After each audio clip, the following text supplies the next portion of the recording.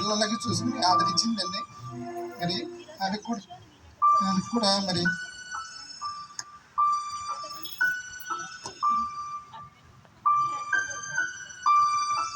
మీరు ఎంతో పిల్లలు కూడా చూసారండి. అంతా కలిపి మా కుటుంబం అంతా అలా కలిసి ఉండాలని, మా అందరం కూడా కలిసి ఉండాలని ఈ దేవుడిని అడిగి కోరుకుంటున్నాను.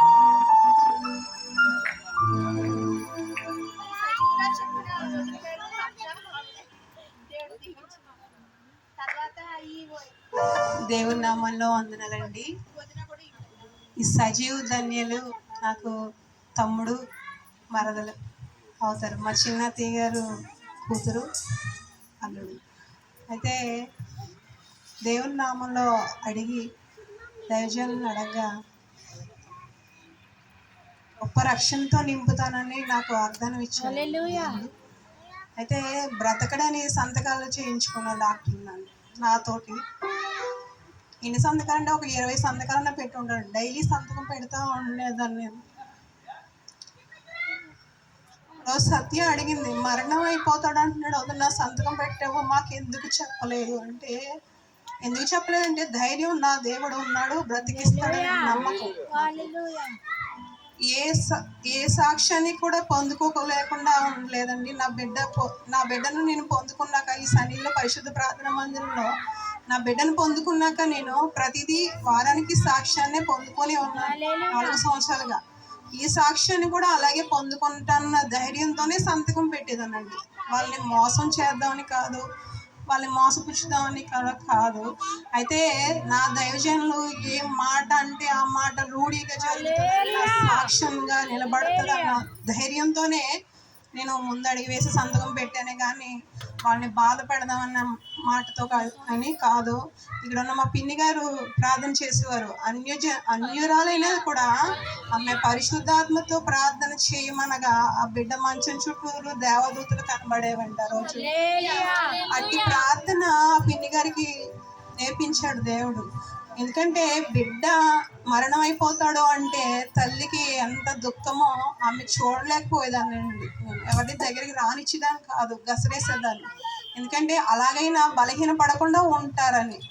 అయితే దేవుడు చూపించిన కృపను బట్టి 20 రోజులకే మరణం అయిపోతానన్న వాడు మళ్ళీ డిశ్చార్జ్ అయ్యి ఇంటికి వచ్చి రక్షణానందం పొందాడంటే అది ఎంతో గొప్ప కృప అండి. ఎవరికో కానీ రాదు. అట్టి ధన్యత ఈ బిడ్డలిద్దరికి దేవుడు ఇచ్చాడండి. ఆ రక్షణానందము అడిగినా కూడా ఎందరికో రాదండి. మీకు తెలిసే ఉంటుంది, దేవుడిని నమ్మిన బిడ్డలకి రక్షణానందం దేవుడిని అడిగినా కూడా నిద్రాహారాలు మాని స్తుతించి దేవుడిని కూడా అడిగిన వాళ్ళని ఎంతమందినో నేను చూశాను. కానీ ఇంత గొప్ప రక్షణానందం భార్యాభర్తలకి ఇద్దరికి ఒకేసారి రక్షణానందం ఇచ్చాడు దేవుడు. అంత గొప్ప రక్షణానందం దేవుడు ఇచ్చినందుకు దేవునికే మహిమ. ఇంత మహిమకరంగా ఉన్న వీరిద్దరి ద్వారా అనేక మంది రక్షణలోకి నడవాలని కోరుకుంటున్నాను. సాక్ష్యం దేవుడు గారు చెప్పిన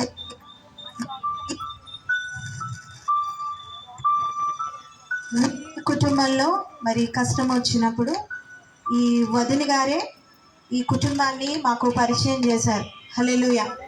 సజీవ్ గారు వదిన గారు మరి మాకు దైవజనులుగా మరి వాళ్ళ చెల్లెల కుటుంబాన్ని మాకు పరిచయం చేసి ఉన్నారు. మరి ఆ పరిచయము ఈరోజు ఈ విధంగా సజీవంగా దేవుడు వీరిని నిలబెట్టాడు. హల్లెలూయా. ఎన్నో గొప్ప సాక్ష్యాలు మీరు కళ్ళతో చూస్తూ ఉన్నారు. దేవుడు అద్భుతాన్ని చేసి ఉన్నాడు. మరి మీ కుటుంబం ఇలాగే ఎప్పుడు కలిసి మెలిసి ఉండాలని, కలిసి దేవుని ఆరాధించాలని, ఒకరికొకరు చిన్న చిన్న మాటలు వచ్చినా ఒకరికొకరు క్షమాగుణం కలిగి ఉండి దేవుని సన్నిధికి ఏమాత్రము దూరం కాకుండా ఆయన అనేక మందికి తెలియజేస్తూ మరి చక్కని మరి వీరిని చూసి సంతోషించే కుటుంబంగా ఈ అక్క చెల్లెళ్ళిద్దరూ అలాగే కుటుంబం అంతా మరి ఎల్లకాలం మరి ప్రభు రాకడ వచ్చే వరకు కలిసిమెలిసి సంతోషంగా ఉండాలని దైవజనులుగా ఈ చిన్న సాక్ష్యాన్ని మీ దగ్గర పంచుకుంటూ దీవించి ఆశీర్వదించునుగా. కూర్చున్నాం.